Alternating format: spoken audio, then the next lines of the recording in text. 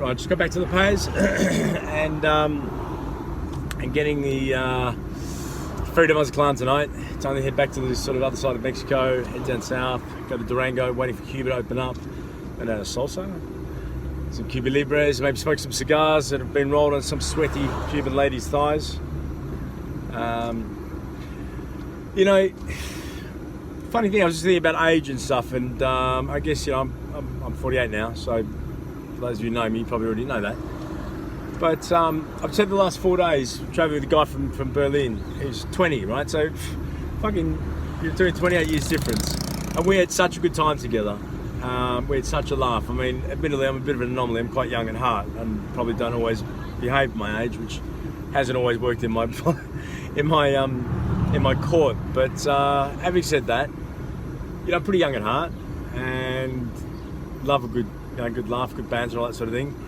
And it's really sort of, along this trip I met a lot of younger people. When I say younger, when I first got over here I sort of thought, oh, you know, I wonder if I'm going to come across as an old man, and what have I got in common with people. I don't want to say the youth of today because that makes me even sound really old. But I've had such a good time hanging out with younger people, and age is just a fucking number really, isn't it? I mean, you know, we can all pretend to be all serious and blah blah blah and pretend we have to act our age and this and the other, but what I noticed with youth is it's great to just have a laugh, right? Because humour is that sort of common denominator, you know. And I think when you forget to laugh and stuff, it's really when you actually become old.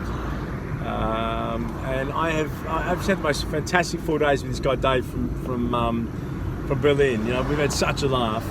I've done a road trip, covered 1,000 miles, and just by coincidence, at the hostel we found this Irish guy who needed a ride somewhere, so we gave him a ride to go down to this kiteboarding or kite surfing place.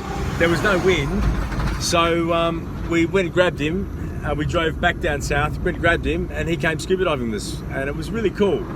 You know, to follow those sort of ad hoc journeys, you know, the ones that you don't plan, because I think always when you plan something, they never work out as good as you plan. But when something happens spur of the moment, and it's spontaneous, they're always fantastic trips.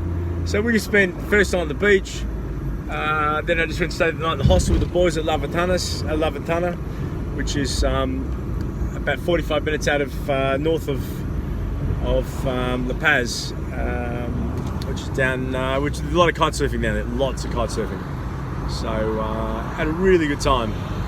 But it's really helped me recalibrate my concept of commonality, because, you know, quite often we gravitate towards commonality based on age. It's just not the way it is. It's just, you know, I found out I've got a lot more in common with younger people than I do with, you know, people that are older than me. Or maybe that's a generalisation, but just, I guess I found out I have a lot in common with people of all ages, and that's something that's been really good for me to realise that it doesn't matter how old someone is. You know, some of the best fun I've had on this trip so far have been with people who are vastly younger than myself.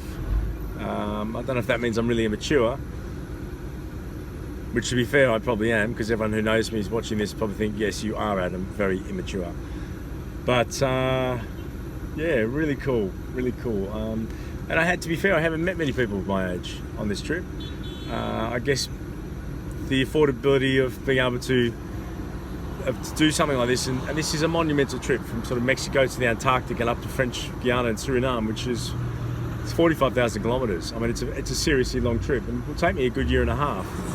So I guess the ability to do some of that doesn't really come often at my age, because you're either, you know, locked down with responsibilities or obligations. You know, the shit you own ends up owning you anyway, so you can't just take off and put your backpack on and disappear and have absolute freedom. And that is such a powerful sort of concept, absolute freedom. I mean, we sort of buy stuff as we go along the way, and the more we buy, the freer we are. We've got 2 cars, we've got 2 houses, we've got this, we've got that, and we're not free, because you can't just get up and leave it all.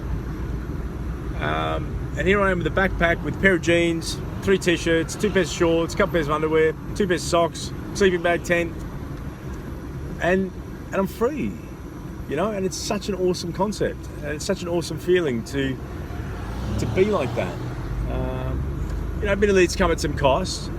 I wish I was free to call my kids when I can, or when they want to speak to me, but unfortunately, You know, it's not the way it is at the moment. But I know when I get back, you know, I will be the best version of me as possible, and they will have the best father again. They already had the best father, but I'll be a better person to myself anyway. But that's neither here nor there. I mean, that doesn't justify why they can't speak to me. But you know, there's always two sides of every coin, and then of course there's the truth after that. Anyway, guys, I am heading to Mazatlan. I've got a 13.5-hour trip on this ferry, which will push me right to the edge of insanity. But that's okay. Apparently, according to one person in the world, I'm already insane anyway.